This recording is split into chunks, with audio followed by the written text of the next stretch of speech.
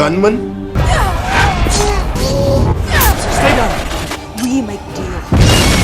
Like and subscribe may look simple to you, but for us, it's very valuable. So make sure to support us, and thank you for watching. The movie starts with a semi-conscious Sawa being taken somewhere against her will. She regains her senses and kills her perverted target in an elevator. Sawa shoots him in the head, and the bullet is so powerful that it creates a hole through his blocking hand and blows his head apart. We then see that she is being followed by a man. We learn that her father was a cop who fought the flesh cartels, but the Emir killed him and her mother. Now, she kills them one by one, seeking revenge until they lead her to the Emir. Karl Aker arrives at the scene and meticulously gathers all the details of the incident involving the deceased man named Mikhail Krastov. Karl Aker is not just any detective. He operates on the fringes of the law, working in a gray area where he supplies Sawa with an arsenal of guns and a variety of drugs. Her narcotic of choice is a substance known as AMP, designed to enhance her abilities as an efficient killer, while having the severe side effect of degrading her memory. To ensure maximum effectiveness, Karl administers the AMP to her via injection, making sure she is always ready for her next deadly mission. Sawa seeks out Vic Thornhill to secure safe passage from her current location. At Vic's hideout, he resorts to torturing Krastov's partner to extract information about the location of a stash of cash. Vic Thornhill, known for his ruthless methods, uses a pen to menace his competitor, Jeppy, threatening to escalate the torture further. After inspecting her purse, Vic proposes that they allow Sawa to showcase her skills to the old man. If he is satisfied, they can proceed with their plans. They then took her to where an elderly man was waiting for her. She appears to sexually please him, but ultimately, she kills him. She then exits the room and eliminates the guard who is waiting for Krastov's partner. Urgently, she attempts to intimidate the partner into revealing the precise time and location of the Emir's shipment, but he manages to escape without divulging any information. Despite her relentless pursuit to uncover crucial details, she eventually leaves the location, only to encounter the man who had been following her earlier. Introducing himself as Oburi, he noticed Sawa's distant recognition amid fleeting glimpses of childhood memories. Oburi elaborated on AMP's role in treating PTSD among security forces, highlighting its dual effect of erasing emotional scars and instilling a false sense of invincibility. He earnestly conveyed to Sawa that seeking revenge on the Emir would not resurrect her parents. Drawing from a seemingly personal connection, he mentioned knowing her parents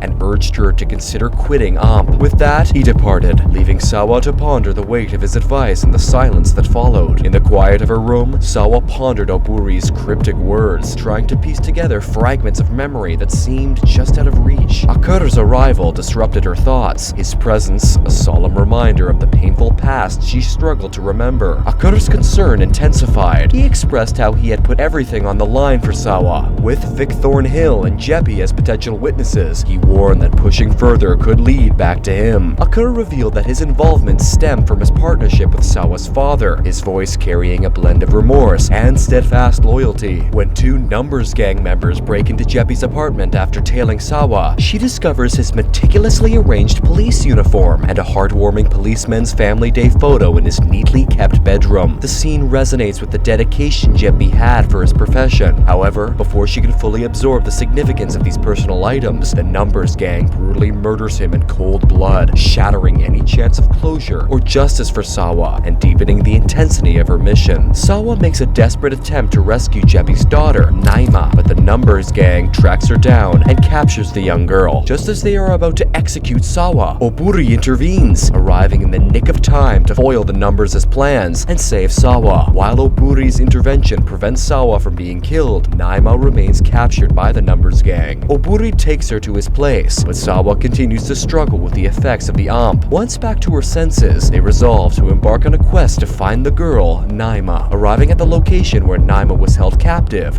they successfully free her, but their efforts are thwarted by a woman who demands ransom for Naima's release. Sawa engages in a fierce altercation with the woman, during which the woman manages to alert her accomplices. Despite their best efforts, the group manages to escape with both Naima and another captive girl. Akura arrives and observes Oburi taking Sawa to his place through surveillance footage. Enraged, he demands the video to run facial recognition. Aker's frustration stems from seeing Sawa involved with others, fearing it could complicate their mission and jeopardize their safety. After transforming herself into a seductive guise, Sawa smoothly navigates the club scene before swiftly incapacitating a bouncer at Stacky's club with a stun gun. Retreating to a strategic vantage in the restroom, she patiently awaits Staggy's arrival. When he emerges, she decisively eliminates his guards and even his twin brother, demanding crucial information regarding the Emir's upcoming shipment. Amidst the chaos, a lone guard attempts to intervene, but is swiftly neutralized by Sawa's lethal efficiency. As Staggy tries to flee in his sleek black car, Sawa silently slips into the back seat, determined and focused. She calmly but firmly pressures Staggy to spill the details. Reluctantly, he reveals that tomorrow night at 10, 4 girls will arrive at the main container yard in a meat truck disguise. This revelation is crucial, driving Sawa forward with renewed determination and a clear goal in mind. Each word Staggy speaks hangs heavily in the tense air, emphasizing the gravity of the situation for both of them. In a sudden burst of resistance from Staggy, Sawa swiftly grabs her keys and plunges them into his eyes, incapacitating him instantly. The struggle is brief but fierce, ending with Staggy slumping lifelessly in his seat. Sawa wastes no time, swiftly exiting the car and disappearing into the night, leaving behind a scene of stark and unexpected violence. After Oburi safely escorted the girls to a secure shelter, he found himself outnumbered and cornered by adversaries. Despite the odds stacked against him, Oburi deftly evaded capture, slipping away into the shadows with a combination of skillful maneuvering and quick thinking. Aker receives word that the police are analyzing the girls' clothing and the bullet casings. It appears that the weapon used matches the one used to kill Kratsov. The discovery heightens the tension, suggesting a potentially disturbing connection between the recent events and the earlier crime. Aker decides to eliminate the evidence, including the surveillance camera footage. With a calculated precision, he ensures that any trace linking him or others to the events is erased. Sawa's mind drifts back to memories of her family, a bittersweet recollection that fuels her resolve. With a determined sigh, she decides to proceed to the scheduled shipment. The thought of justice and closure propels her forward, despite the emotional weight of her reminiscence. After arriving at the container yard, Sawa stealthily infiltrates the premises. As she carefully navigates through the shadows, a sudden movement catches her off guard. A guard spots her. Reacting swiftly, Sawa incapacitates him with a decisive blow, but before she can secure her position, another guard surprises her from behind, striking her unconscious. Sawa awakens in a dim slaughterhouse. Her hands are securely tied, dangling perilously over a vat of boiling oil, heightening the tension of her predicament. They threaten Sawa, demanding that she reveal her employer's name and threatening to submerge her hands into the boiling oil if she refuses to cooperate. After defiantly refusing to disclose her employer's name, Sawa swiftly turns the tables on the guard. With a surge of adrenaline, she seizes the opportunity, overpowering him with a sudden, decisive strike. Spotting a nearby knife sharpener, she grabs it and forcefully drives it up Vic Thornhill's nose, swiftly neutralizing his threat and ensuring her escape with ruthless efficiency. After dispatching Vic Thornhill with brutal efficiency, Sawa breaks free from her bindings and enters into a fierce battle with the remaining guards. Despite the overwhelming odds, she taps into her training and resourcefulness, using every advantage to outmaneuver and outpower her adversaries. With determination driving her every move, she skillfully evades capture and disappears into the shadows, leaving behind a scene of chaos and resolute determination.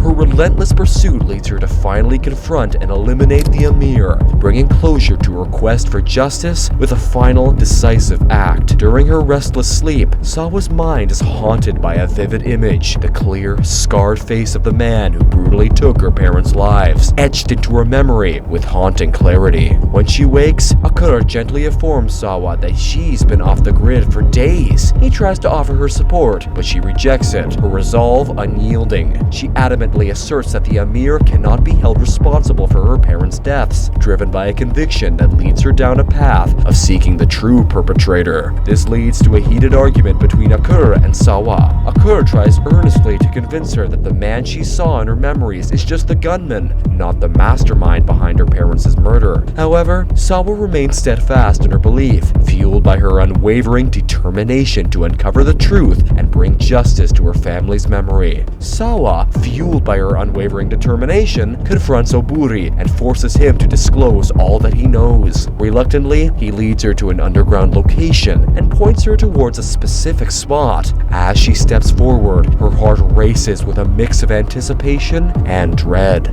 There, standing before her, is Officer Breedlove, the man whose scarred face has tormented her dreams. He holds the key to unraveling the mystery behind her parents' tragic fate. Breedlove's gravelly voice recounted their shared history, explaining how her father had been his friend and colleague. He detailed the impact of sulfur mustard and the disappearance of state weapons after the government's collapse, along with thefts from their unit. In a moment of raw emotion, Breedlove's voice quivered as he confessed the truth. He revealed that he hadn't pulled the trigger, his words heavy with burden of years spent carrying guilt and regret. His anguished tone betrayed the depth of his suffering. Breedlove disclosed how his son had been used to silence him, manipulating his life and orchestrating events to obscure someone else's wrongdoing. He urged her to confront the mastermind who had twisted her memories and fabricated a false reality to manipulate her. As she stepped outside, it dawned on her that Oburi had been the one who rang the bell that night her parents were killed.